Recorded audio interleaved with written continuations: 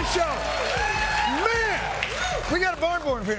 My name is Jon Stewart. Great show for you tonight. Later on in this program, I'll be talking to CNN's chief White House correspondent, Caitlin Collins. She'll be joining us.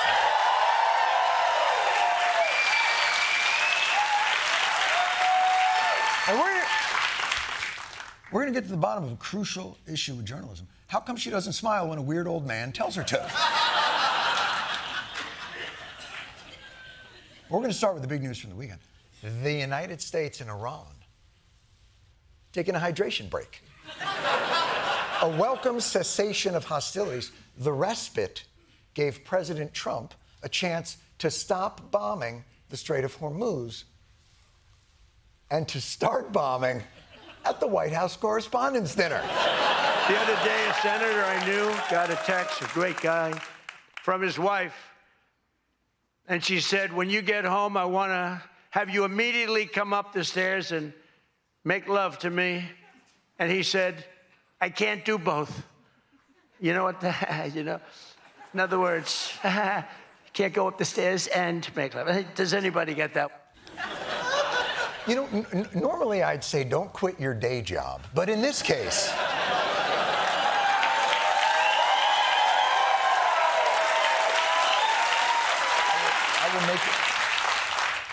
I will make an exception. Yes, Friday night was the White House Correspondents' Dinner Part 2, where the media elite got to hobnob with hobgoblins. If you remember, the first attempt ended prematurely by, let's say, very intense heckling. The frightening scene prevented the president from delivering his humorous remarks, prepared remarks, which was a shame because if there's one thing the President Trump is known for, it's his joyful love of mirth. We all know that he has a great sense of humor. He's gonna deliver a really good speech. I mean, he's funny. He is a hilarious entertainer. His comedic timing is really good. If he hadn't become president, he could have become a stand-up comedian. This guy is honestly one of the funniest presidents we've ever had. I think Trump's the funniest president of all time.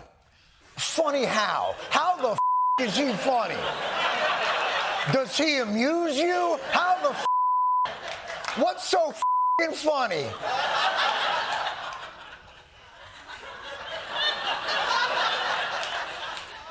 No, seriously, I am asking you. Because when I was watching him do that one joke, he doesn't seem very funny at all. Hey, but you know what, man? Look, I've been in that situation. We all try new material. Doesn't go, you move on to the next one. You cannot judge Trump's whole hour-long special just based on that one joke. Mr. President, what else you got? The UFC Freedom 250 fight. I'm pleased to announce that we're going to host an even bigger one right in front of the White House every Friday night. See, this is great.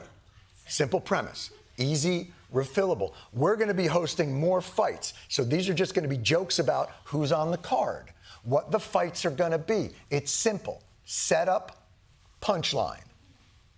Or... It's every Friday night, every Saturday night. We're going to have fights in front of the White House. But we do have something coming that's, and I'm only kidding. You know, the one thing about, we are going to have Indy 500. Roger Penske's coming in mid-August. Germany, Japan, all these countries, they spend billions and billions of dollars trying to win the Indy 500. On July 4th, we were over at the mall, and it was raining. It was supposed to be really bad again. And we didn't do it the following day, and we didn't do it 2 weeks later. We did it when we were supposed to do it. It was a fantastic celebration.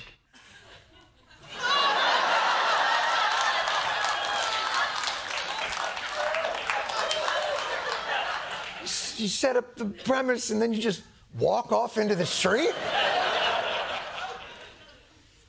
My boss is so cheap. Well, before I get to that,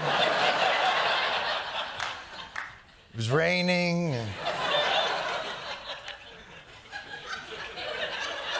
The guy went 4 minutes before introducing the first joke fight in his own premise.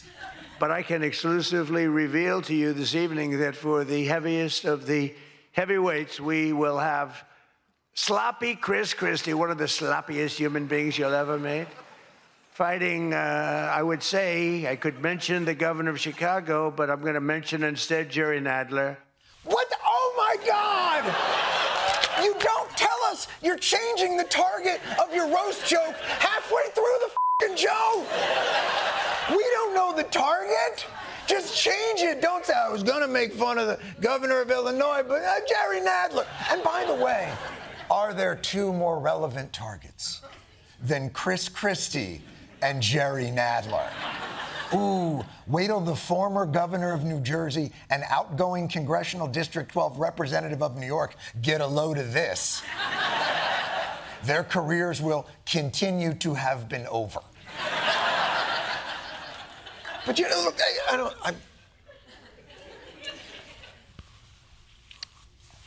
you know what? The walk doesn't matter as much as the destination. Please land this joke.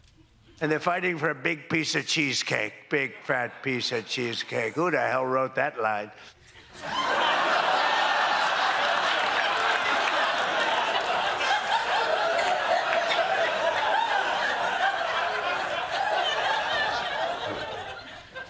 Who the hell wrote that line? It sounds like you.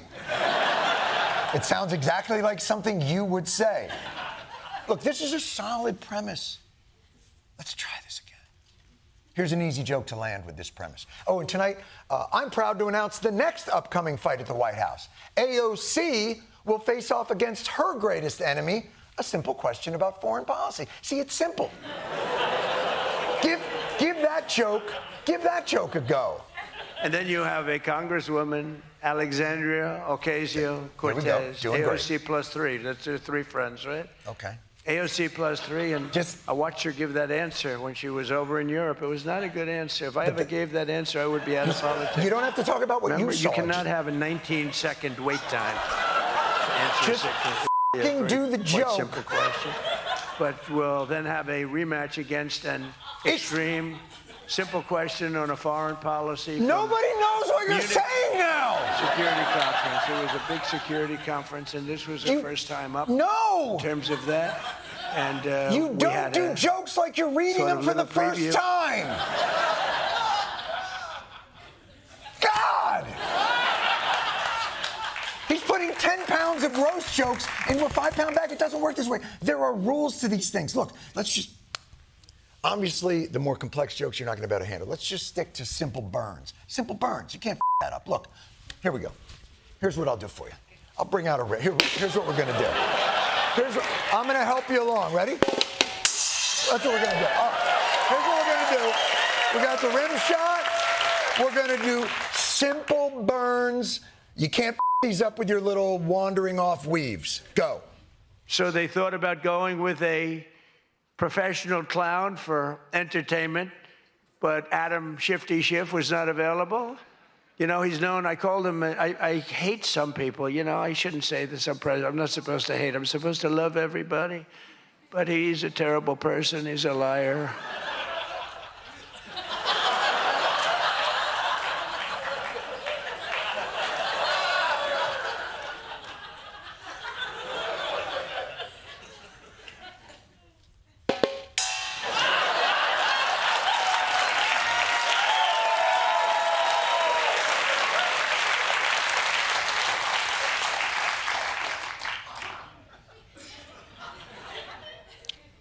Traditionally, roasts work because at the heart of it all, you only roast the ones you love. Saying you hate someone in the middle of the joke really takes a lot of the pleasure. Don Rickles might not have been the sensation he was, might not have been so beloved if he ended his act with, "No, seriously, f*** the Japanese. I don't like them as people." Try again. And I called him Watermelon Head because he has the largest head I've ever seen with the smallest neck, pencil neck. How does that big, fat, ugly head stand on a little pencil neck? Okay, there's probably something in there, but you might not be the perfect messenger to deliver a roast about someone's big, fat, ugly head. It's another rule of roasting. It's just a different... Very tough to land solid jokes about something you yourself clearly suffer from. Although, admittedly, your big, fat, ugly head sits on what appears to be not a pencil, but a big, fat, ugly neck. So maybe the joke is a proportion issue. Hard to point out the pencil neck when your mug sits on what looks like a rhinoceros's vagina.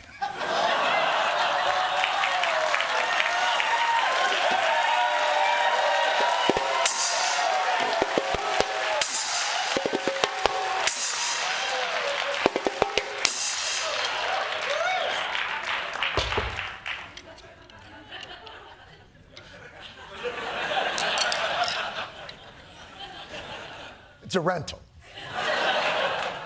Honestly, the only funny part of the jokes was watching the crowd's reactions. It was a melange of confusion, boredom, shock, and at one point, a literal existential crisis. An existential... Here's the one thing you never want from your audience at a comedy show. You never want the audience at your comedy show to clearly be rethinking the choices that led them to that night.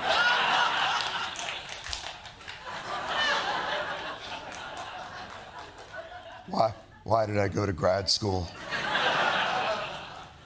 The audience was so distraught and perplexed that at times it was difficult to discern whether you were watching their reactions to Trump bombing at this dinner or their reactions to a gunman interrupting the last one.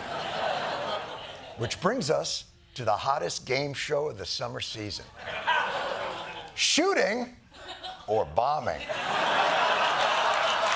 Number one, milling about, some smiling, some are filming, general sense of That's a good mix of schmooze, humor, a hint of concern or confusion. The correct answer, shooting aftermath. That was after the shooting aftermath. Let's go to number two. Sadness and shock. What happened? How could this have happened? The correct answer, bombing. This dude, that's the face he made while Trump was telling jokes. Look at his face. He's literally like, is anyone going to stop this madman? People are going to get hurt. Here's the next one. Let's see. Okay, what is that? Is that the shooting or the bombing? Okay, all right. Obviously, that was after the shooting. I knew you would get it. Pretty easy. I just wanted to remind everybody that the night of the shooting, RFK Jr. left his wife to fend for herself. No.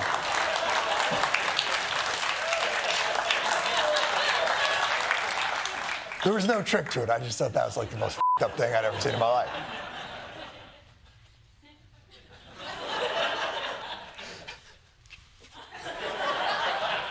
Only room for one in the limo. Here's another quick roast rule. Try not to build a whole routine around a premise that's no longer operable.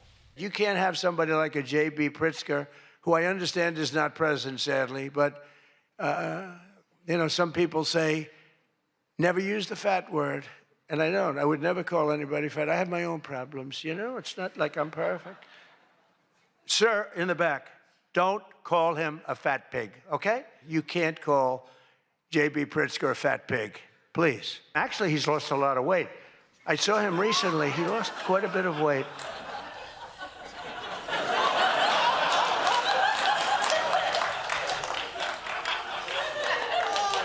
Then why did you bring it up? Your mother's so fat. Although now, obviously, she's on the GLP-1s, and, she does, if I'm being honest, looks fantastic. Here's what years ago, when she sat around the house, she really sat, although I can't say that now, she looks 50. The point is this, your mother was so fat, I'm glad she got the help she needed. Here, listen. The health benefit, God willing, she lives to see those beautiful grandchildren walk in. I promised myself I wouldn't cry. The deeper problem for Trump is that last weekend revealed he has lived so long in a magical world of his own creation, curated for his comfort and positive reinforcement. He's the ultimate snowflake, rewarded with unearned participation trophy laughs, that he doesn't even know what's actually funny. Because everything he says is funny in his Truman Show of an administration. I don't know if I can handle looking 20 pounds heavier. Boy, you said the right thing. That would have been the end of Kroger. Good steel, right, as opposed to green paper mache. They do treat me well, Sharpie.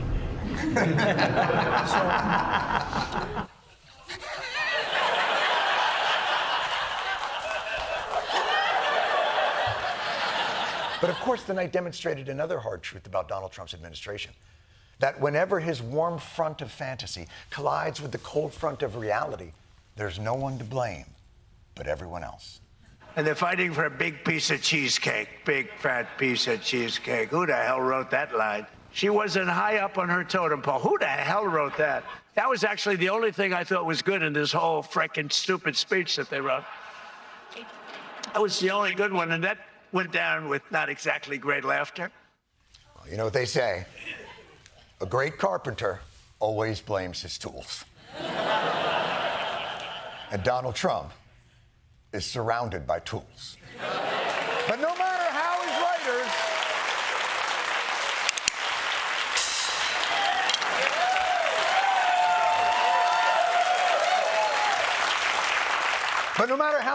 his writers let him down, boy, Trump just kept digging.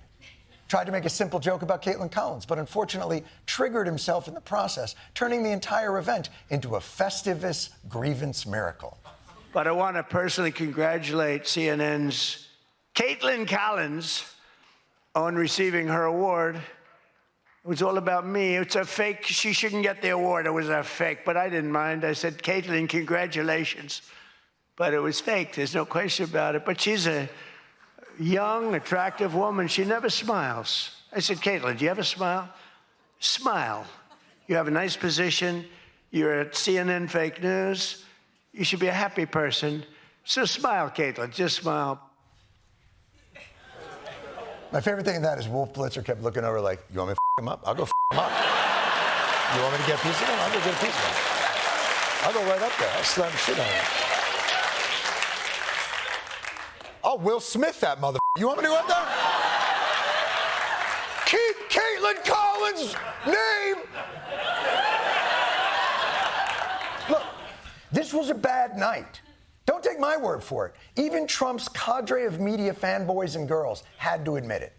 I've seen him be very funny, and so I think he could have been a lot funnier. I think it's a missed opportunity. It really had no positive effect on anybody, including him. Yeah, I think it could have been a lot shorter, and it could have been punchier. Some of the jokes veered off into very sort of ornery insults, and that's not going to land for many audiences. That guy couldn't polish this turd? That guy who spends his days bending over backwards to figure out how to tell you that the war in Iran is even he's like, I can't put lipstick on this motherfucker. Look, beyond the fact that Trump was terrible, the dinner should not have happened at all. In fact, it shouldn't ever happen. Quite frankly, memorializing the collegial and cozy relationship between the press and those that they cover is at best a very bad look in normal times. I don't need to see the cops and robbers getting along at a banquet honoring our penal code. You can celebrate the First Amendment without asking your opponent in that fight what he thinks. You already know what he thinks. We are a nation that no longer has a free and fair press. Fake news is all you get. Fake news, fake reporting is what's tearing this country apart. These corrupt press, they're corrupt. Crooked, dishonest media. Just horrible people. These They are lie. horrible people. They're sick and evil people. Real scum, real dishonest people. They're so bad for the country. It's almost treasonous, I have to be honest. It's almost treasonous. They are truly the enemy of the people. Who wants dessert? I'll fight you for the last piece of cheesecake.